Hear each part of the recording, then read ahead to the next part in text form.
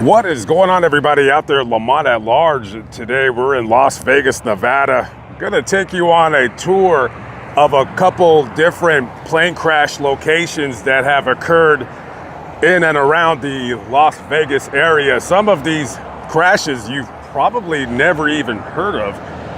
Without further ado, let's get right into it.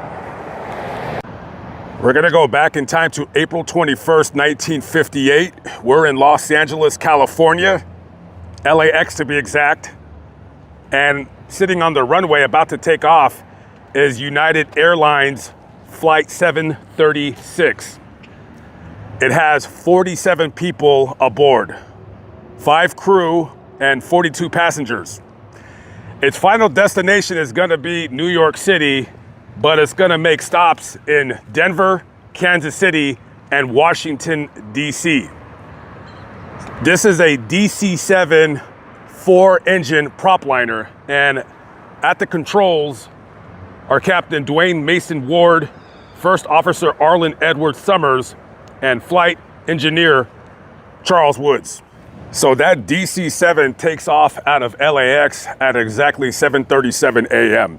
Now, it would fly about 40 miles east over the city of Ontario, California, where at that time it would radio base that it's going to start banking northeast and continue its flight over Las Vegas before heading to its first destination, which was Denver, Colorado. Now, 12 minutes after that DC-7 took off out of LAX, another plane is taken off out of Nellis Air Force Base. It is a F-100 5NA Super Sabre fighter jet. It's being piloted by Thomas Norman Coriel and First Lieutenant Gerald Dwayne Moran. Now, Captain Thomas there, he's giving Gerald flight training. Now, here's the thing about this training episode that they're doing. So the purpose of their training mission is that First Lieutenant Moran, he's gonna fly blind. He's only going to be using the instruments in the plane. That way, when pilots fly during inclement weather, whether there be clouds or storms or nighttime where you just can't see, you're gonna use the radar and all of the instruments in that jet. So in the story, Lieutenant Moran, he has like some kind of a hood thing over the canopy of the jet where he can't see anything, but Captain Thomas, he's gonna be the eyes for Lieutenant Moran. So they're flying, they're buzzing around Las Vegas. Now, this was where a failure of communication occurred. So as First Lieutenant Moran is flying the jet, Captain Thomas, he also has controls, so he can take over whenever the case need be. He's gonna be judging Lieutenant Moran's performance in this flight training mission. So they're supposed to fly some kind of a teardrop shape around Nellis Air Force Base. They're going to be cruising up to an altitude of about 28,000 feet. And this jet is doing about 765 miles an hour. It is jamming. So at that same time in Las Vegas airspace is that DC-7. It's cruising at around 21,000 feet and it's flying at about 360 miles an hour. Now on this day, visibility is almost perfect, just about what it looks like out here. Blue skies, no clouds. You could probably see ahead of you 50 miles. So the DC-7 gives out a standard radio transmission, just giving the proximity to where they're located in Las Vegas, Nevada.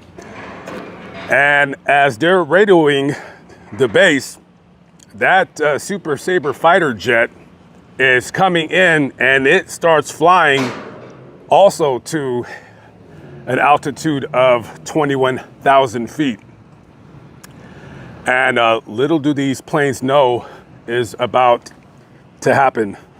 You have two airplanes flying over the skies of Las Vegas, Nevada, and neither plane knows that the other is in the air. Nor does anybody giving radio transmission traffic know what's about to take place. So at 8:30 a.m., skies clear, and there is an actual eyewitness to this crash. The right wing of the fighter jet clips the right wing of the DC-7, and both airplanes crash into each other basically head on and start plummeting to Earth. Now, there was a radio transmission that was given by one of the pilots of the DC-7, and at 8:30 a.m., the transmission lasted about 20 seconds. They said, quote, "United 736 Mayday, mid-air collision over Las Vegas." That was it. And you have that huge plane with all those people aboard comes plummeting down from the sky. The stresses of the plane as it's coming hurtling towards Earth, the engines break off its mounts and it crashes right here where I'm standing into a huge fireball, instantly vaporizing all 47 people aboard.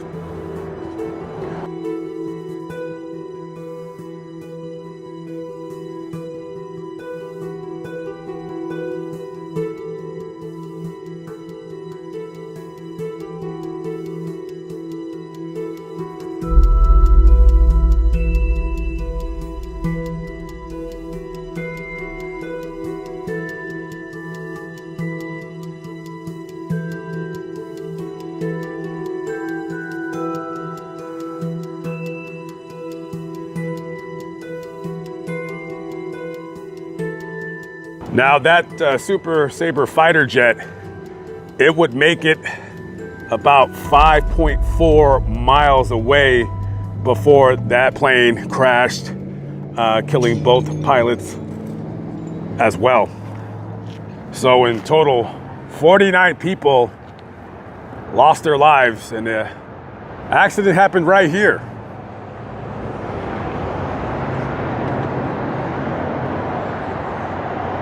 Now, at the time this accident occurred, there was nothing out here. This was all desert. There wasn't one single building within about at least 2 miles of here.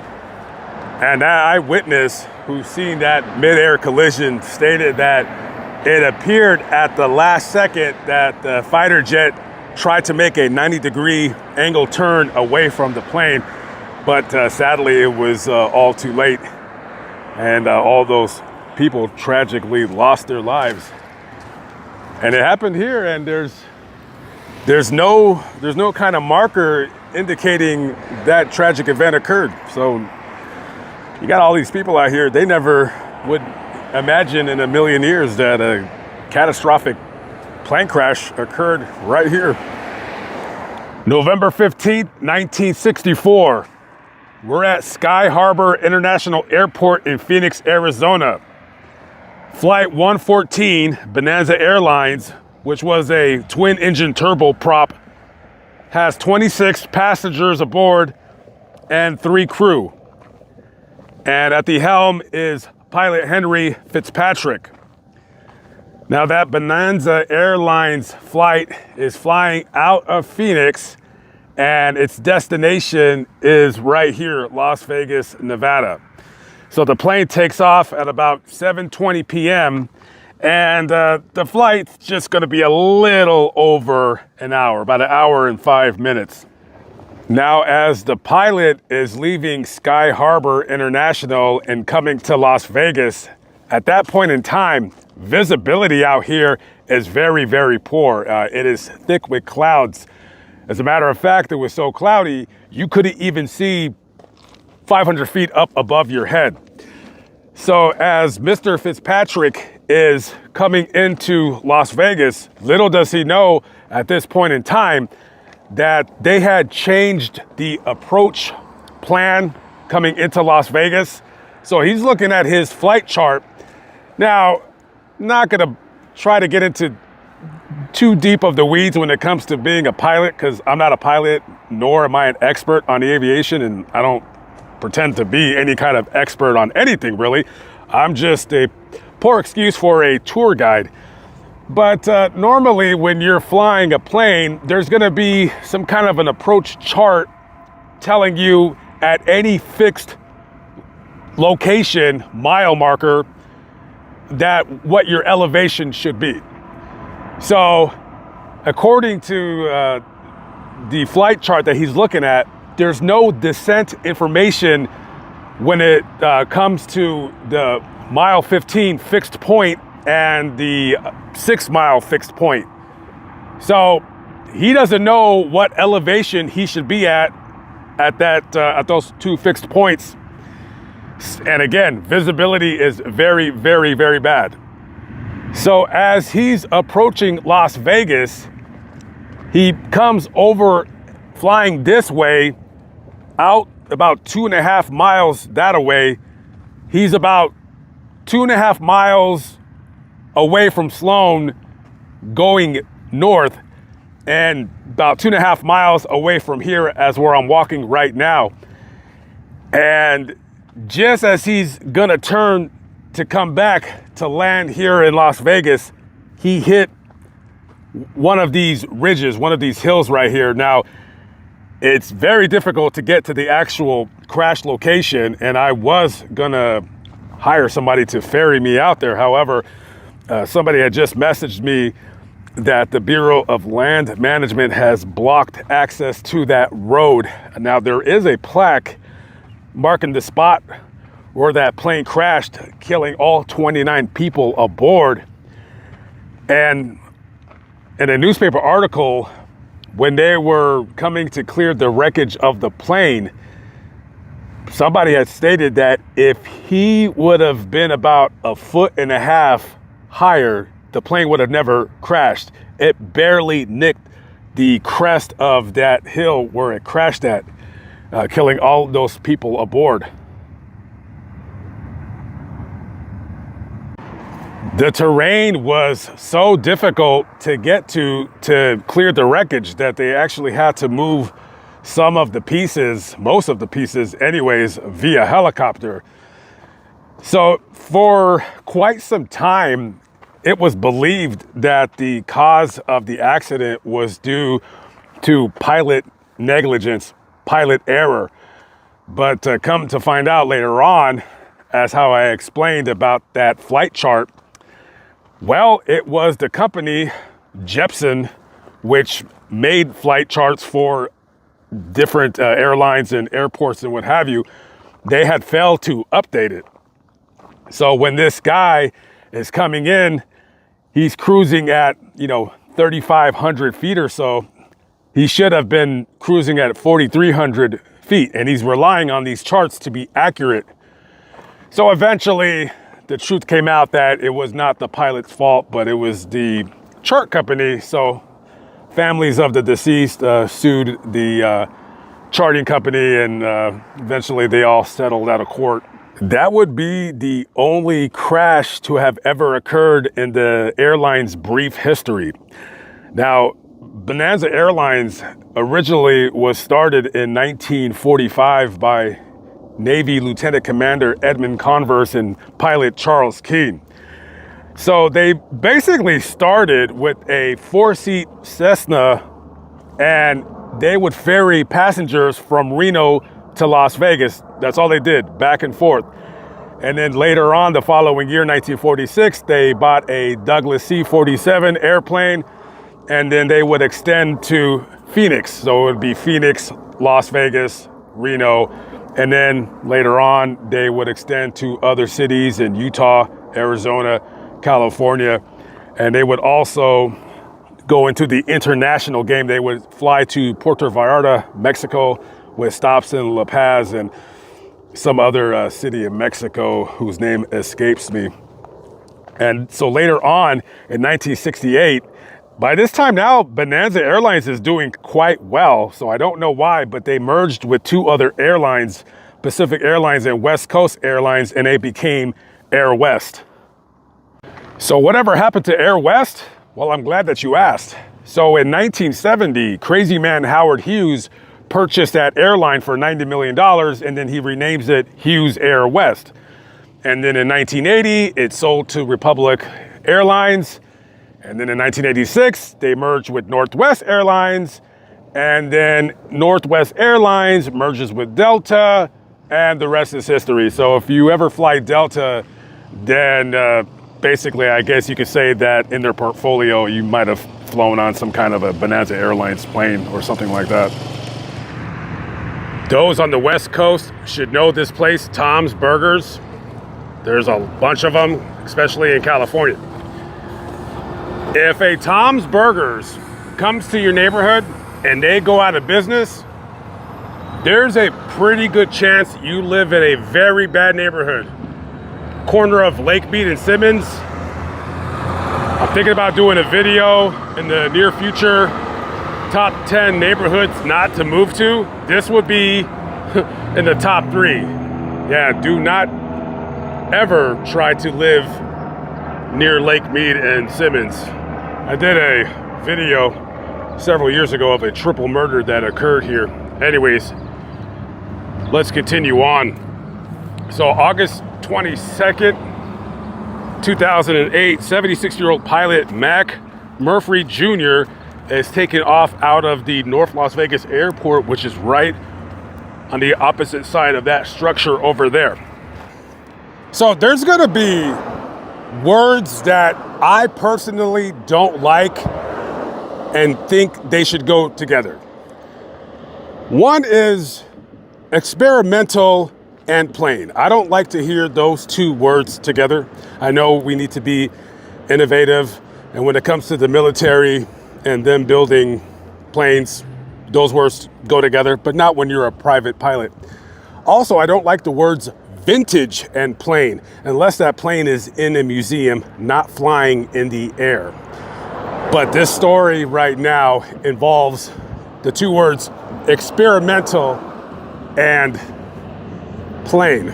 August 22nd, 2008. It's about 6:30 a.m. and 76-year-old pilot Mac Murphy Jr. He's taken off out of the North Las Vegas airport, and he's flying an experimental plane. And what they're doing with this plane is they're testing a supercharger. Makes the engine of the plane go faster. Now, I've only heard of superchargers being used in automobiles. I didn't know they were used in airplanes. So anyways, so he's flying a Velocity 173RG. This is one of those planes that comes in a kit and you build it at home. That's also more words I don't like that go together. Airplanes and kits and building at home. So he takes off out of the North Las Vegas airport, and they're just going to be circling around the city, just testing the performance of the engine. Right after takeoff, I don't even think 2 minutes, Mac radios air traffic control that he's having issues with the plane's engine. I'm going to guess that supercharger is not doing what it's supposed to be doing. So as he's radioing the air traffic controller, he radios going in. And when he's saying that over and over, he's basically saying he's crashing, and he's crashing very, very quickly. And he was trying to get back to the same runway where he took off out of, but sadly, there was no going back. So just as he comes up over yonder, right over here, his plane is going down very, very, very rapidly, and it would crash into the home of Jack and Lucy Costa, who lived at 2313 Langdon Avenue. That house is right over that wall across the street. That is the home right in the middle of your screen where the Costas used to live. And the plane crashes right into that home, killing the pilot, Mac Murphy Jr., and Jack and Lucy Costa. Sadly enough, Mac's kid would die the same way that his dad did 6 years later when 45-year-old Steve Murphy, again, another experimental craft, another project built at home, crashed outside of Dayton, Nevada after leaving the Dayton, Nevada Air Park. Very, very strange. Both father and son would die in airplane crashes 6 years apart. Just about 3 miles that away is Nellis Air Force Base. And during the early 1960s, the Air Force has been testing their brand new F-105 Thunder Chief fighter jet. This plane, very, very fast. It could fly twice the speed of sound. So it would be not very uncommon for people in this vicinity to hear the constant sounds of sonic booms. May 13th, 1964, First Lieutenant Rainer Herbert was piloting that jet. Immediately, as soon as he takes off out of Nellis Air Force Base, he climbs to an altitude about 6,000 feet, and he hears that dreaded sound. An alarm is going off in the plane, and he's having engine problems. So he immediately radios the base to let him know that he's going to circle back around and he's going to have to make a crash landing. They order him to go to a fuel burnout area to dump all the fuel. That way, nothing bad will happen when he has to land, just in case. But he's not going to make it. He's not going to make it. Now, Rainer, he has a couple different options. Number one, he can bail out of the plane. He can hit the ejection button, fly right up out of that cockpit, and safely float down to earth via his parachute. But if he does that, then he no longer has control of the plane. And that plane is coming over yonder, and it might crash into this school right here. This is Lincoln Elementary. He makes the decision that he's going to go down with the plane.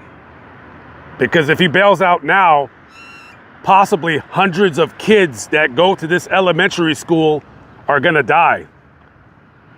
Can you imagine being 26 years old and you know you're going to die and your plane is going down and there's nothing you can do about it? So as he's sinking like a brick, with him at the controls and his life about to end, he comes right over the horizon, right over here, narrowly misses this school, and would crash about a half a mile over yonder. This is the epicenter of where that plane crashed, killing Rainer and sadly 4 other people. Betty Ledane, 31 years of age, her 3-year-old daughter, Teresa, and next door, 3-year-old Derwent Lowry and his 3-month-old baby sister, Lowry Lee. All right here.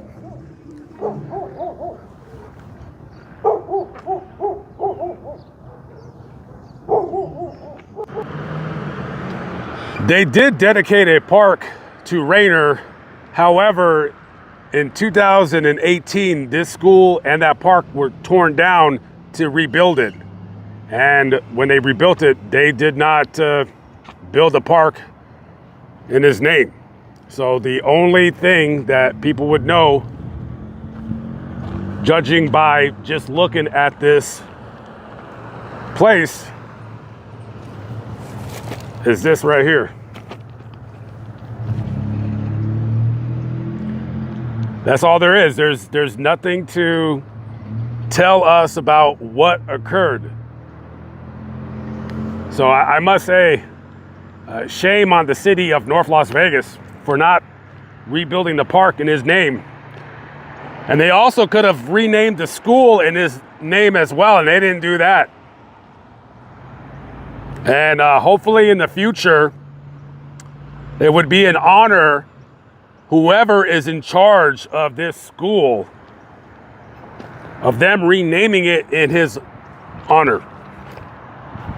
So hopefully somebody in this school district thinks about it. Let's get that name changed. That young man sacrificed his life, and sadly others did die, but because of him giving his life for his country, it saved countless lives here.